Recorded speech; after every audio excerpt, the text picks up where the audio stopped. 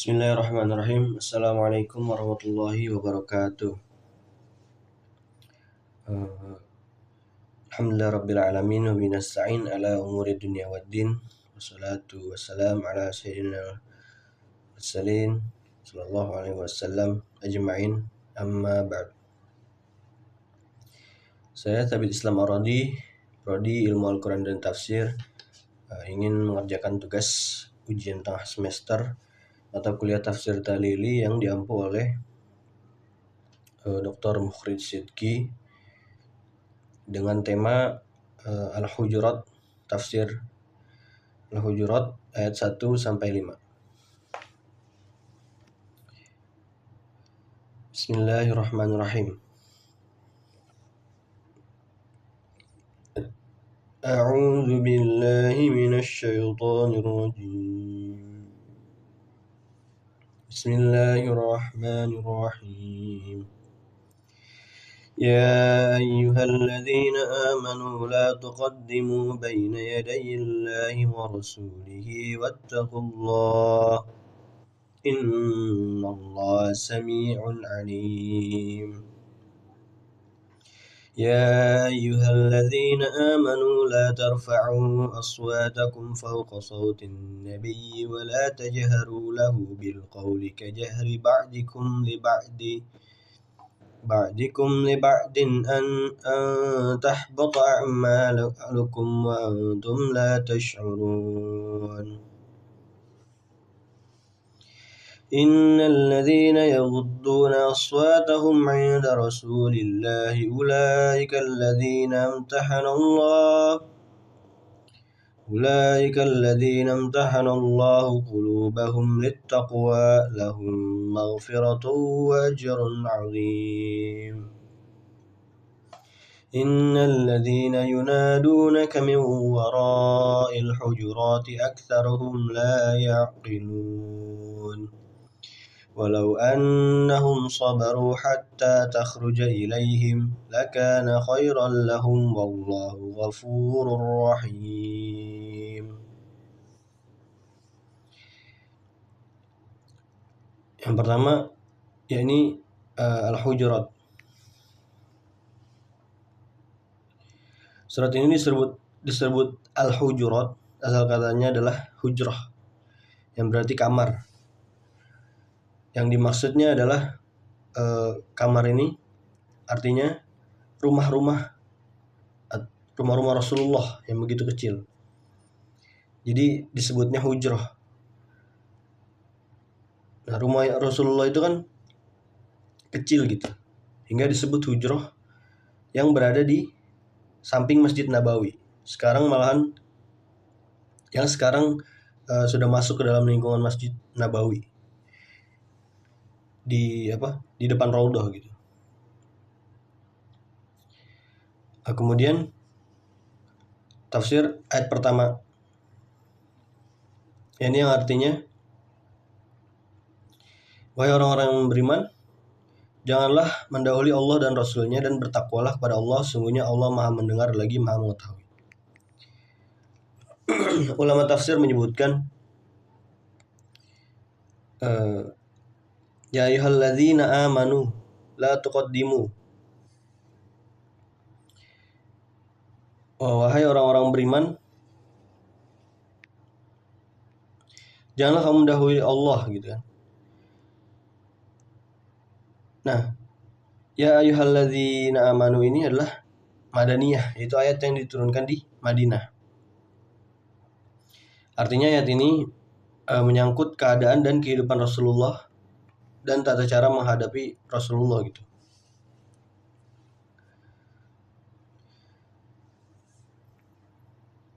Sebagian ulama tafsir pada umumnya perintah yang dahului dengan ya ayyuhalladzina amanu merupakan perintah yang wajib. Jadi bukan sunnah gitu. Salah satu contohnya perintah kurban itu sunnah karena tidak didahului dengan ya ayyuhalladzina amanu. Nah, terus di sini la tuqaddimu, jangan mendahului Allah dan Rasulnya, maksudnya jangan mendahului Allah dan Rasulnya dari segi hal apapun gitu. Khususnya dari segi ibadah. Jadi di sini fokus ke Allah dan Rasulnya dulu. Baru kita melakukan hal tersebut. Terus ada pula menyebutkan bahwa untuk sekarang kan Rasulullah sudah meninggal gitu. Jadi ulama menyebutkan jangan berandai-andai. Seandainya saya jadi menteri, seandainya saya jadi presiden. Dan bertakwalah kepada Allah.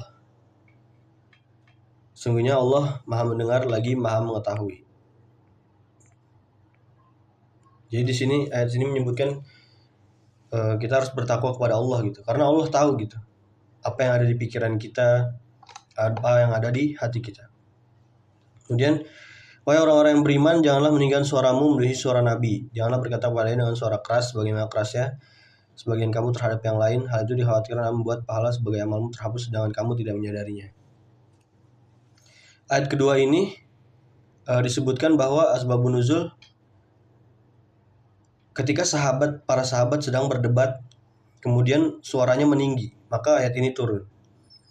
Kemudian ketika Abu Bakar dan Umar berbicara kepada Nabi, kadang suaranya tuh lebih tinggi dari Nabi sehingga ayat ini turun. Dan ketika ayat ini turun, maka Umar dan Abu Bakar pun terkadang memelankan suaranya sehingga Nabi mengangkat tangannya untuk mendengarkan perkataan Umar. Nah, dan ini juga di zaman sekarang ini berlaku di Raudhah gitu kan, di depan makamnya Nabi. Jadi ketika kita di sana tidak boleh teriak-teriak, tidak boleh berdoa dengan keras-keras karena Allah sudah menurunkan ayat ini gitu.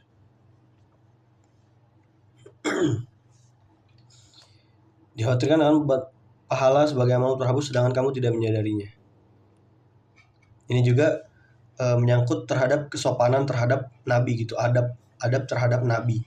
Orang yang lebih mulia di hadapan kita gitu, meskipun hanya makam, meskipun bukan Nabi langsung gitu.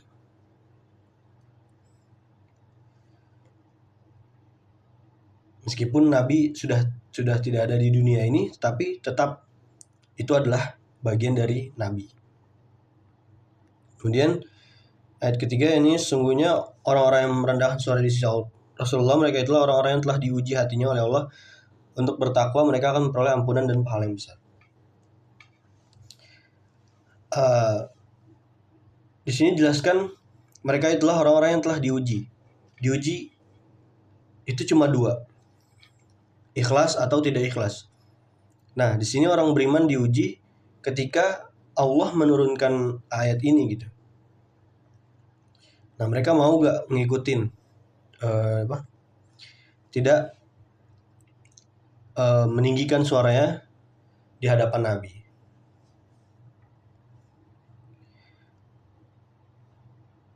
Maka jika kita mengikuti aturan Allah, maka kita akan mendapatkan pahala. Kemudian, sungguhnya orang-orang yang memanggil engkau, yakni Nabi Muhammad, dari luar kamarmu, kebanyakan mereka tidak mengerti. Jadi, zaman dulu tuh banyak orang yang manggil-manggil Nabi gitu. Sampai Abu Bakar keluar, dia tidak mau berbicara dengan Abu Bakar. Kemudian Umar, kemudian Utsman dan Ali, seterusnya. Demi ingin bertemu Nabi, tetapi dengan suara yang tinggi gitu. Kemudian di ayat selanjutnya, seandainya mereka bersabar sampai engkau keluar menemui mereka, tentu akan lebih baik bagi mereka. Allah Maha Pengampun lagi Maha Penyayang. Nah, dalam ayat ini ulama menyebutkan mereka bisa menemui Nabi ketika Nabi sedang keluar rumah gitu, kayak habis sholat subuh, terus habis sholat duha, kayak pagi ngajar ke masjid gitu, waktu-waktu itu, atau enggak habis isya, baru itu mereka bisa bertemu Nabi. Jadi dari kelima ayat surat Al-Hujurat ini adalah bagaimana kita memperlakukan orang yang lebih mulia dari kita gitu. Sepertinya contoh zaman sekarang itu adalah guru kita, orang tua kita. Jadi itu tidak hanya berlaku kepada nabi, tetapi berlaku kepada orang-orang yang lebih mulia dari kita dan orang yang lebih tua dari kita sebagai adab. Maka ini adalah salah satu perintah Allah yang harus kita jalani.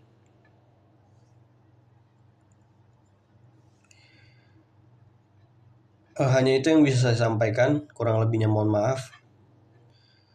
Wabillahi taufiq wal hidayah. Assalamualaikum warahmatullahi wabarakatuh. Jika ada salah kata atau kurangnya, mohon dimaafkan.